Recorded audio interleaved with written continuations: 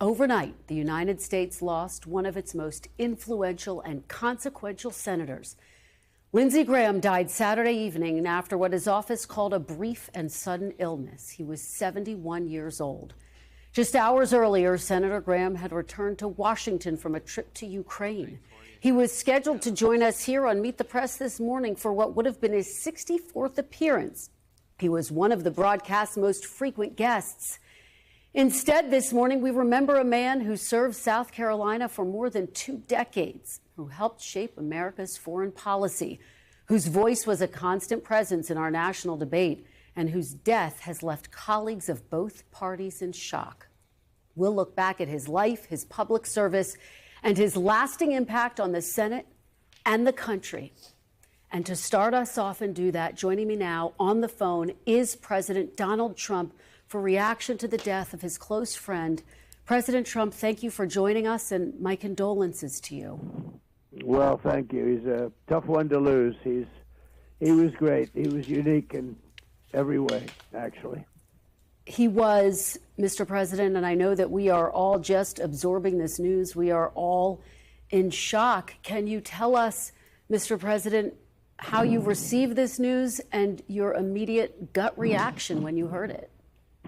So what makes it even stranger is that I got a call last night sometime at, the early evening, maybe in the 7s, and he called and he said, we're all set for the Save America Act. He was pushing the Save America Act like crazy. He got back, said he just landed from Ukraine. I said, that's a long trip to make. He said, he sounded a little tired, but perfect, but a little bit tired. I had a right to be. And he was a worker. He was really a worker. But he sounded great, actually. But he actually said he was tired. But he wanted to pass the Save America Act. And I said, well, we're going to get it done, Lindsey. We're going to get it done. I'll see you soon. We thought maybe we might even meet today. And then that was it. And that was, very around the time. It couldn't have been much longer. It could have been his last call. I don't know exactly. But I got a message about 1 o'clock in the morning from one of the people at his office that he had passed away. I said, I just can't believe it. He was like a member of the family to me. It's very tough, actually. It's amazing. Mr. President, he was such an advocate. He was, if he wanted to get something, and he had a unique ability. He was able to deal with Democrats and Republicans. If I had a problem, a real problem, I wouldn't often ask. But if I had a problem with a Democrat, he could work it out. He was a great politician, actually. He loved his work, Mr. President. Yep. I hear you saying that in this final conversation that you have emblematic. He was tireless, but it brought him such joy, didn't it? No, there was nobody like him. He loved being a politician, and he was going to win his election. He was going to win it big. I endorsed him very early, and he was going to win it big. He just had it made, and he just loved being a politician. I said, the reason I'm endorsing you is because I got to make sure you win, because if you didn't win, I don't think you could handle life. I really don't. He was a man, there are guys that can lose and they go into something else. I can't imagine him doing anything else. I said, if you weren't a U.S. Senator, I don't know if you could live very long, and look what happens. He was going to have a big victory. And the people loved him. Everybody loved him. Well, no, he had some enemies. He was a tough cookie.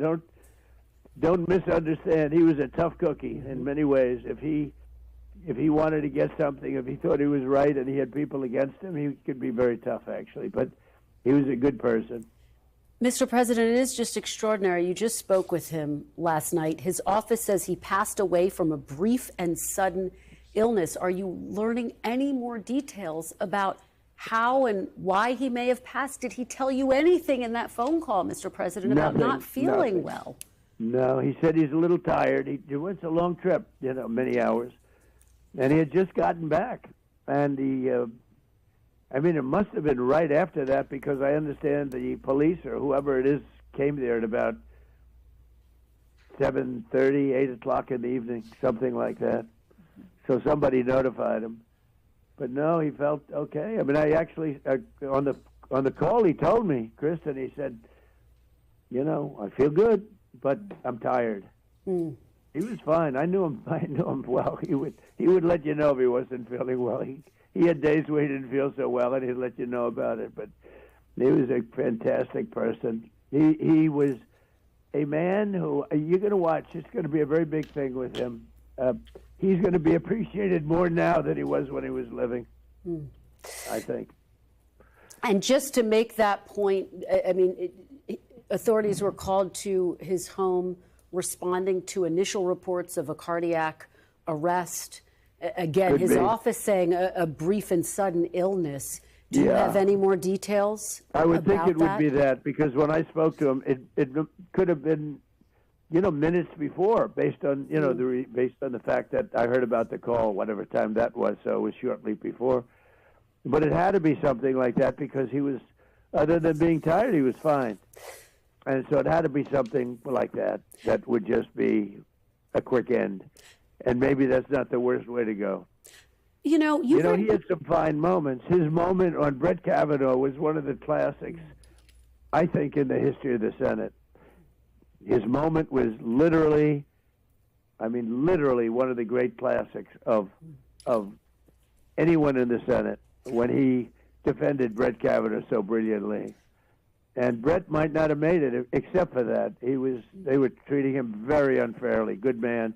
They treated him so unfairly, and Lindsey was so angry at the Senate because of it, and he had really an emotional moment. And I think that saved Brett Kavanaugh's Supreme Court, ascension. Lindsey did something that he was just so angry at the way Brett was being treated by the Democrats. It was so unfair. It was so unfair. I want to ask you more about his legacy. Lindsey got that over. Lindsey did a thing there that was, I think, nobody else could have done that. Let me ask you a little bit more about his legacy. And I know you remember this moment, Mr. President, back in 2015, when he was one of your challengers on the campaign trail, the two of you facing off against each other. And then he very quickly became one of your staunchest allies, Mr. President. And he, frankly, never let up in that posture. No, he never did. Played golf together, frequently on the phone together. What do you think it is about Senator Graham that allowed him to make that transition from competitor to ally so quickly and so forcefully?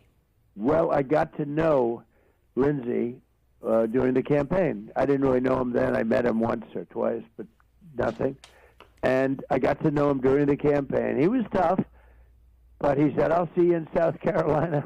He was... but when it came to South Carolina, I won South Carolina by a lot, and I sort of ran the table on everybody, and it was good.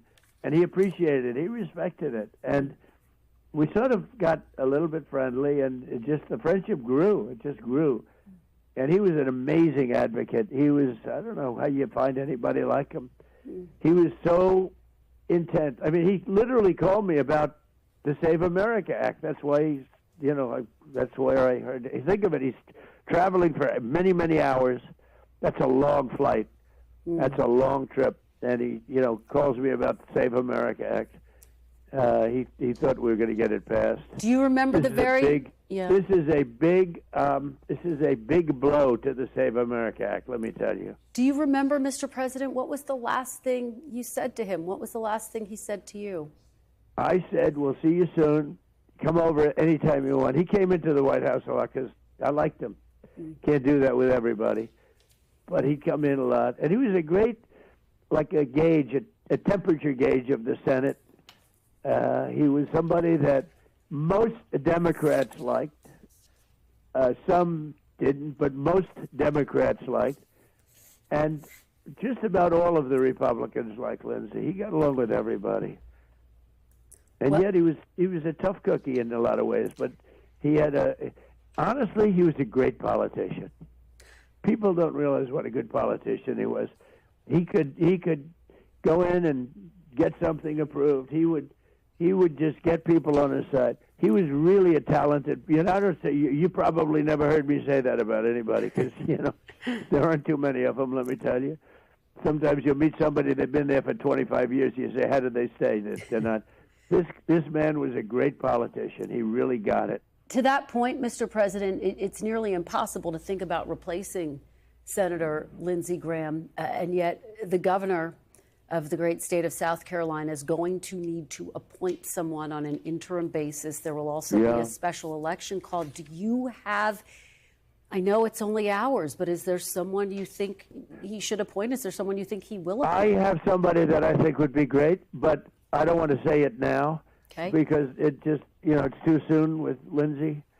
I don't want to even talk about anybody, but I do have somebody that I think is really good.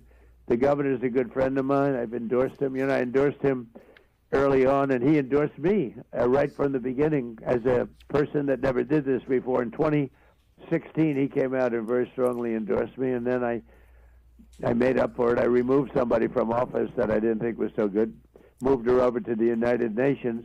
95% of my doing that, because the United Nations job was not exactly tough. It could be very important, but she was okay at it. But I did it because Henry McMaster was the lieutenant governor, and by moving her, I got myself a great, really a great guy. Henry McMaster has been a really good governor, really good guy, and that position cleared out. And Henry's been a great governor. Now he's termed out, but he's going to do the right thing. I think Henry will be fantastic. Remember, he endorsed me out of nowhere. He said, "I like that guy the best," and he campaigned for me with his wife, with Peg. He campaigned for me. I'd say, "Who is that man that's campaigning all the time?" I hardly knew him. They said, "That's the lieutenant governor." So they have a great governor, and he's going to make a good decision. But ultimately, it's going to be an election pretty soon. As I understand the rules, every state is different. But ultimately, they'll have an election. They'll have some people joining. Some are good, some are bad.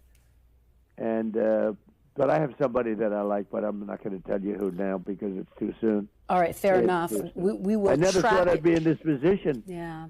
I thought Lindsey was going to be living forever. I said, "Lindsey, you're going to live forever." And he was going to have a big victory. He was scheduled to win by a lot. He had my support, and he was going to win by a lot. He was going to have one of his best elections ever, and now he's got this. Terrible. Well, I had the great honor of being able to talk to him a couple of times this week, Mr. President, and as you can imagine, we talked about a lot of foreign policy, we talked about a lot of Iran, and in honor of him, I want to still have some of those conversations. Those were the conversations he wanted to have here this morning, Mr. President. You obviously launched a fresh round of strikes overnight. Iran said overnight the Strait of Hormuz is closed. CENTCOM came out this morning and said the Strait of Hormuz is open. Which is it, Mr. President, and how are you going to respond? And I don't want to talk about it because I want to honor the life of Lindsey Graham, so I don't want to talk about it. I told you that before the call. Yeah. It's open. We bombed the hell out of them last night. They're very, very evil and sick people. We had meetings with them for the last. They agreed to a deal yesterday, a perfect deal for us. No nuclear, no this, no that, no nothing. They gave up everything. And then after that, they left the room. And then within an hour, they launched a drone at a ship. I said, "You people are sick. You're sick people." And so it's one of those things. I don't want to talk about it. Finally, before I let you go. I want to talk about one person today, Lindsey Graham. As we should, Mr. President. Just finally, before I let you go, what is the legacy of Senator Lindsey Graham, Mr. President? He's got so many legacies, but one of the legacies is a Supreme Court justice who's excellent named Brett Kavanaugh. That's one of the legacies. That's a big legacy because Brett was being treated very unfairly. I don't think he could have gotten through without Lindsey's classic. I mean, if you go back into the top 10, I think it would be a top 10, a top 5 in the history of the Senate. The emotion, the anger, the love, the whole thing, everything was in that. I called him up. I said, "That's one of the great classics of all time." He was a great politician. He really was. He got along with a lot of people that you wouldn't think of. He was somebody that loved our country. And he fought very hard for the country. And I know he was going to do your show today. He told me, "I'm doing Meet the Press." Can you believe it? He said, "Here I am doing Meet the Press for him." But he told me last night he's doing Meet the Press. So But I said, just relax and take it easy, Lindsey. He just got back from a long trip. But I thought he was just going to live forever, and it didn't work out that way. Mr. President, our deepest condolences to you. I know that you have lost a friend as well as one of your closest allies, and we deeply appreciate your joining us today and giving us your reflections on Senator Lindsey Graham, who the nation's capital and the country mourning today. Mr. President, thank you very much for your time. Thank you very much, Kristen. Thank you. Thank you. We thank you for watching, and remember, stay updated on breaking news and top stories on the NBC News app or watch live on our YouTube channel.